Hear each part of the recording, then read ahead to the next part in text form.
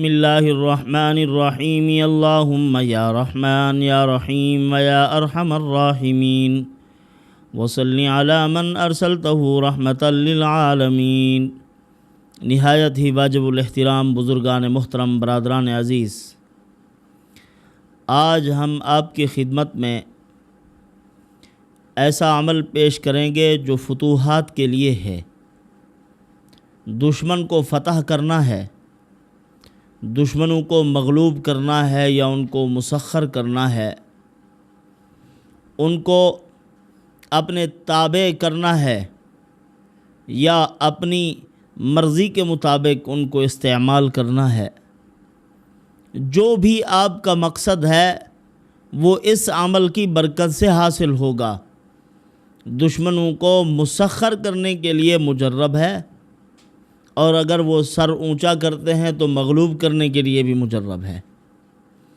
اور اسی طرح رزق کی فراوانی کے لیے بھی ایک عمل پیش کیا جائے گا جو انتہائی زبردست رسول اللہ صلی اللہ علیہ وسلم کا بتلایا ہوا، صحابہ کرام رضوان اللہ تعالی علیہم اجمعین کا مجرب عمل ہے، اور بعد میں آنے والے اولیاء اللہ نے اپنے تجربات و مشاہدات کی بنیاد پر اس عمل کی تعریف کی ہے کہ اس عمل کی برکت سے بندہ غریب نہ رہے، مالدار ہو جائے۔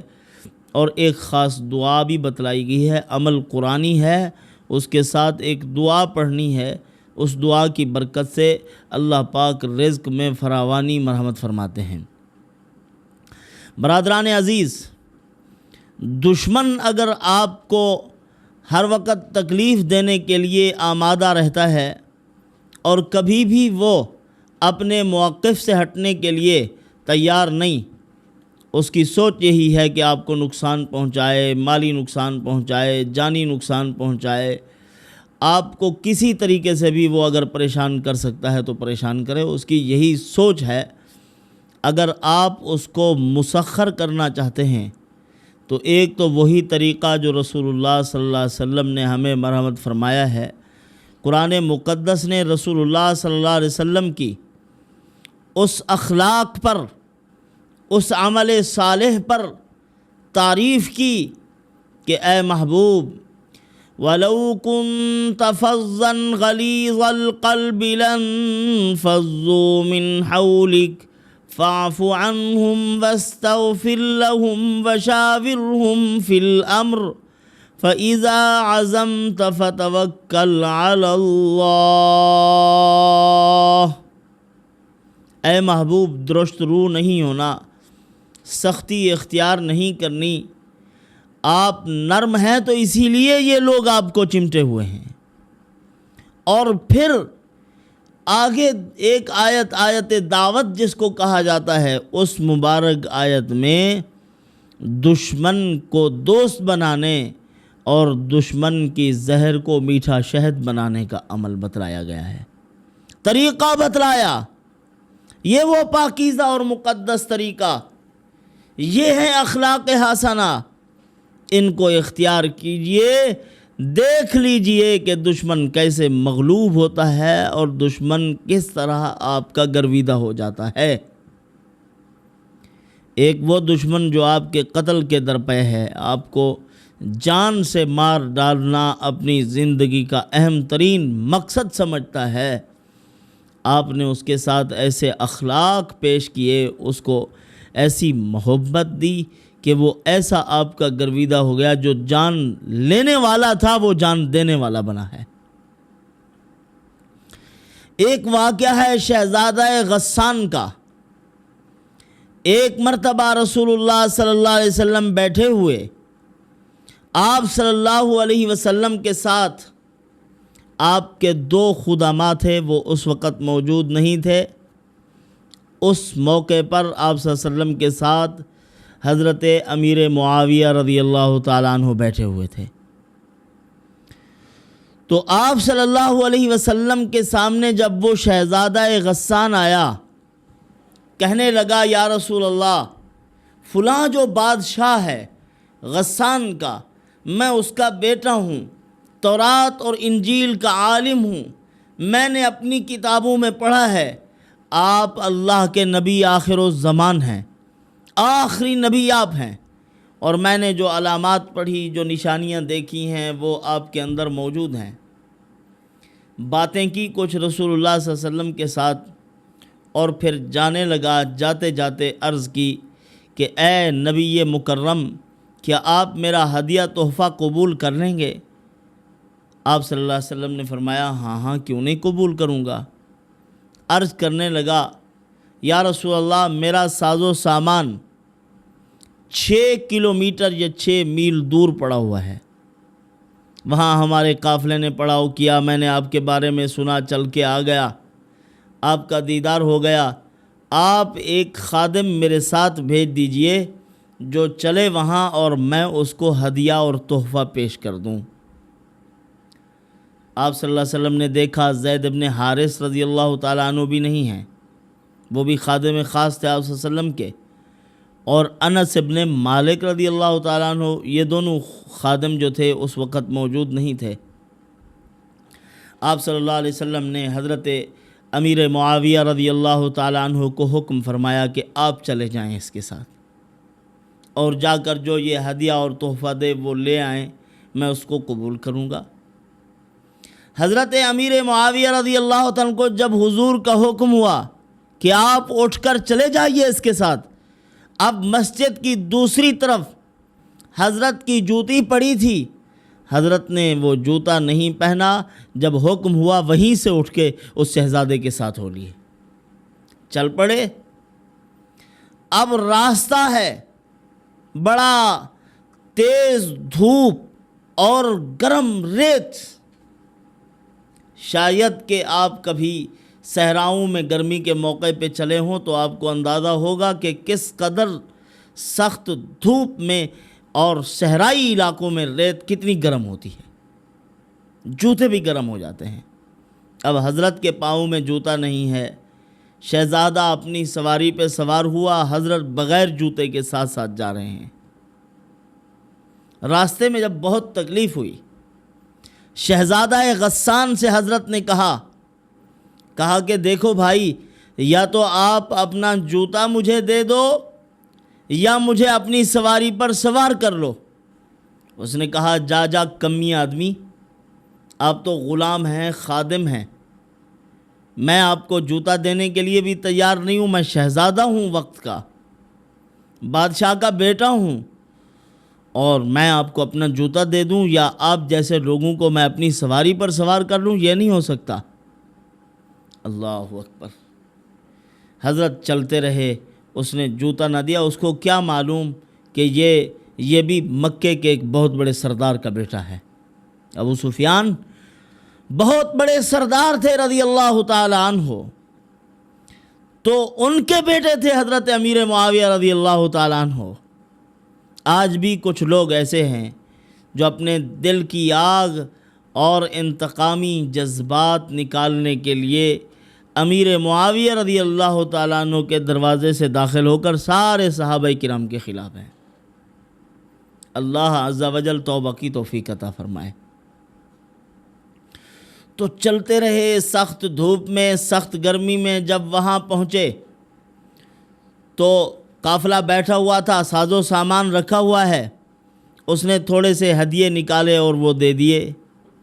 حضرت امیر معاویہ رضی اللہ تعالیٰ عنہ وہ ہدیے اور تحفے لے کر جب رسول اللہ صلی اللہ علیہ وسلم کی خدمت میں حاضر ہوئے اور عرض کیا یا رسول اللہ، اس طرح یہ سفر طے ہوا ہے، میرے پاؤں میں جوتا نہیں تھا، اور اس نے مجھے کہا ہے غسان کے شہزادے نے، جا تو کمی آدمی ہے، میں تجھے نہ سواری پہ سوار کرنے کو تیار، نہ تجھے جوتا دینے کو تیار ہوں۔ تو بہت تکلیف ہوئی۔ آپ صلی اللہ علیہ وسلم نے اسی موقع پر حضرت معاویہ رضی اللہ تعالی عنہ کو دعا دی تھی کہ اے اللہ اس کو ہدایت دے اور اس کے ذریعے سے لوگوں کو ہدایت عطا فرما۔ تو وہ اس وقت حضرت امیر معاویہ رضی اللہ عنہ کی عمر 24 سال تھی۔ 34 سال کے بعد دمشق میں حضرت نے حکومت سنبھالی اور تخت پر بیٹھے اس وقت جنگیں جاری تھی۔ غسان کے علاقے میں حضرت نے اپنے جنگجو نوجوانوں کو بھیجا کہ جاؤ وہاں غسان کے علاقے کو فتح کرو۔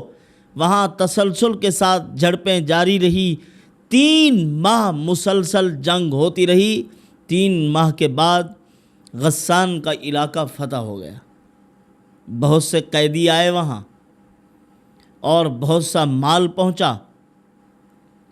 تو جب وہ حضرت امیر معاویہ رضی اللہ تعالی عنہ کی خدمت میں پہنچے تو اس شہزادے کو دیکھ کے حضرت نے 34 سال کے بعد پہچان لیا۔ اس کو معلوم نہیں شہزادے کو کہ یہ تخت پہ کون بیٹھا ہے، اس وقت کا بادشاہ کون ہے۔ امیر المومنین حضرت امیر معاویہ رضی اللہ تعالی عنہ نصف دنیا کے بادشاہ تھے، آدھی دنیا کے بادشاہ اس وقت۔ تو حضرت نے اپنے خادم کو بلایا، فرمایا یہ غسان کا ایک نوجوان جا رہا، اس نوجوان کو لے جاؤ خاص مہمان خانے میں اور اس کی خوب خدمت کرنی ہے۔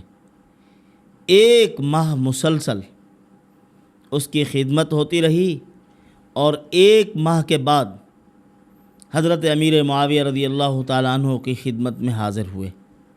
قیدی بلائے گئے، حضرت نے اس کو دیکھا، اس نے حضرت کو دیکھا لیکن پھر بھی نہ پہچانا۔ خوب خدمت ہوئی، وہ متاثر ہوا کہ قیدیوں کے ساتھ تو اس طرح کا برتاؤ آج تک ہم نے نہیں دیکھا، وہ بھی دشمن کی فوج، اور اس کے ساتھ اس قدر محبت، اس کی مہمان نوازی۔ یہ عجیب سلیقے کا کوئی آدمی ہے جس سے ایک عظیم تربیت چھلک رہی ہے، لگتا ہے کسی عظیم آدمی کا تربیت یافتہ ہے۔ تو اسی دوران حضرت امیر معاویہ رضی اللہ تعالیٰ نے بادشاہ کو اس کو روانہ کرتے ہوئے فرمایا کہ یہ 1000 اشرفی یا دینار ہیں، یہ آپ کی خدمت میں ہدیہ ہیں، اور جتنے لوگ آپ کے ساتھ قید ہو کر آئے تھے آپ کی وجہ سے ان سب کو آزاد کر رہا ہوں۔ وہ قیدی جو گرفتار ہو کے آئے ہیں وہ بھی آپ کے ساتھ جائیں گے، یہ ہدیہ بھی قبول کر لیجئے۔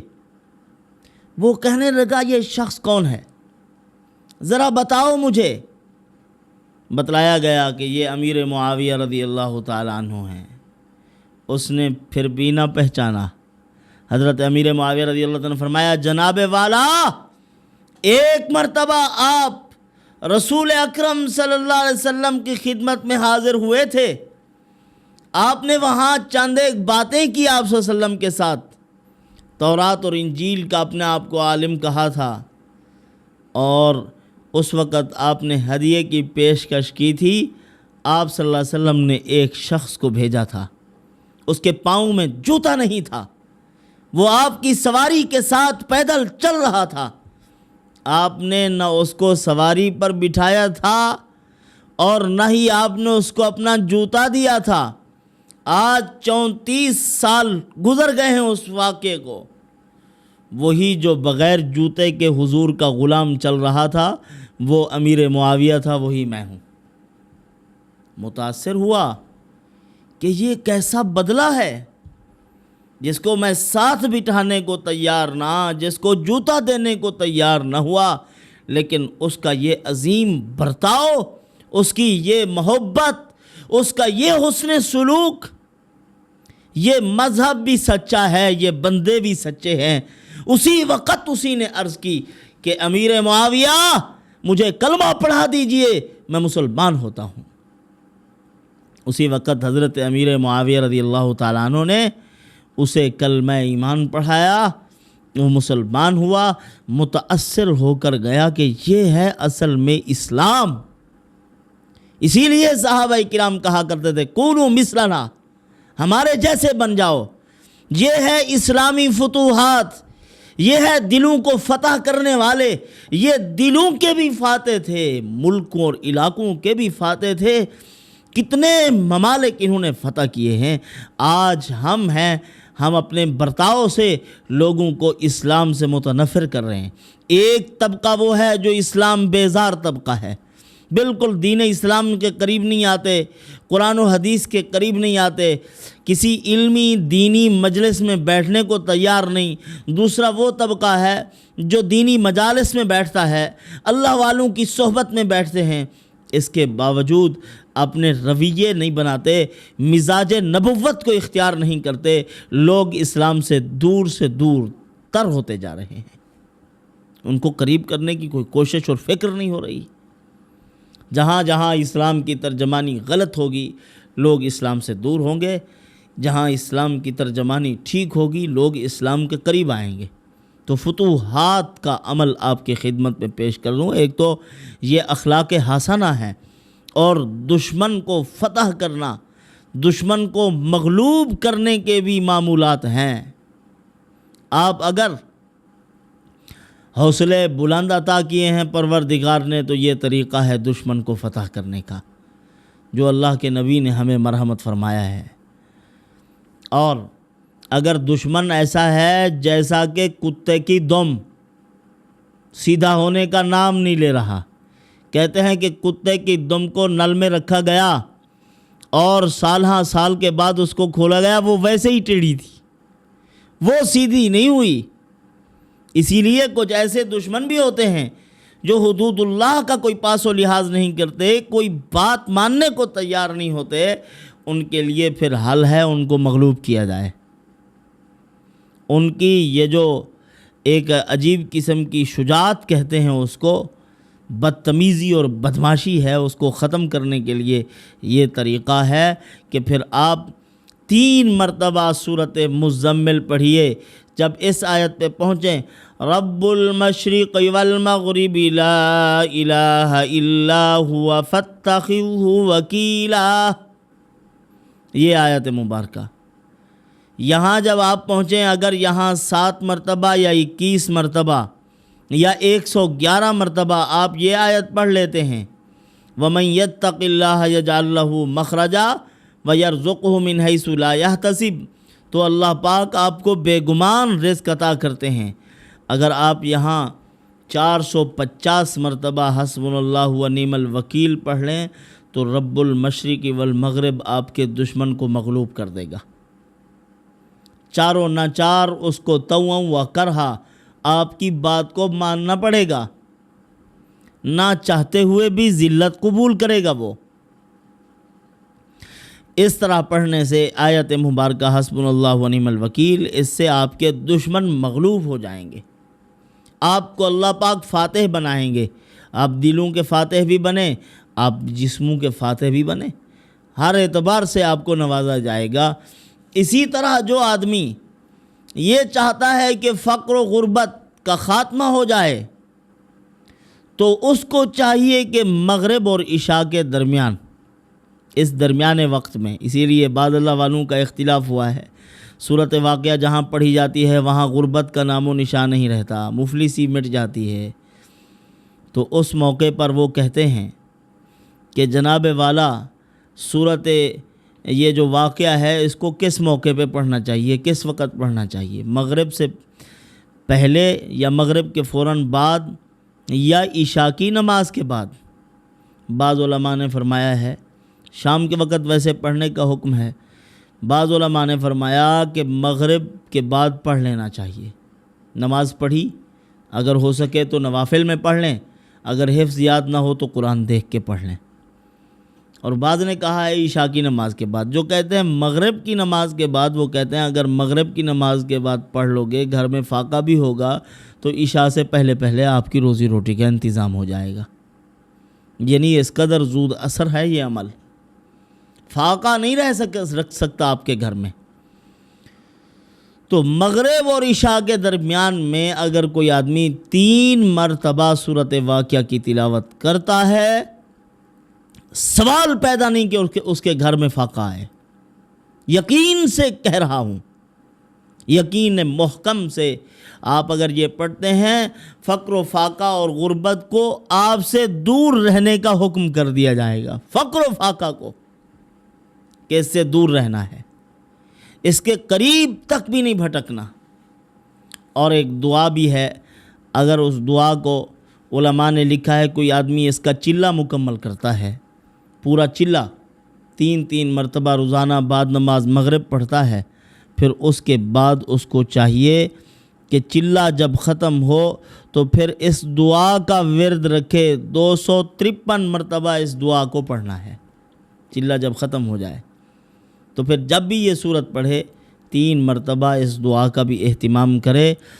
اللہم یا رازق المفلسین و یا راحم المساکین و یا خیر الناصرین و ایاک نعبد و ایاک نستعین اللہم ان کان رزقنا فی السماء فانزلہ و ان کان فی الارض فاخرجہ وَإِن كَانَ مَعْدُومًا فَأَثْبِتْهُ وَإِن كَانَ بَعِيدًا فَقَرِّبْهُ وَإِن كَانَ قَرِيبًا فَيَسِّرْهُ وَإِن كَانَ يَسِيرًا فَكَثِّرْهُ وَإِن كَانَ كَثِيرًا فَطَيِّبْ لَنَا وَبَارِكْ لَنَا وَارْحَمْنَا وَارْزُقْنَا وَأَنْتَ خَيْرُ الرَّازِقِينَ بِرَحْمَتِكَ يَا أَرْحَمَ الرَّاحِمِينَ۔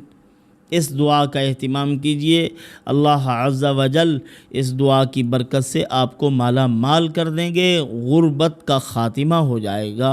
اللہ پاک انہی دعاؤں پر عمل کی توفیق عطا فرمائے، ان دعاؤں کو اپنے معمولات میں شامل کرنے کی سعادت عطا فرمائے۔ وآخر دعوانا ان الحمد للہ رب العالمین۔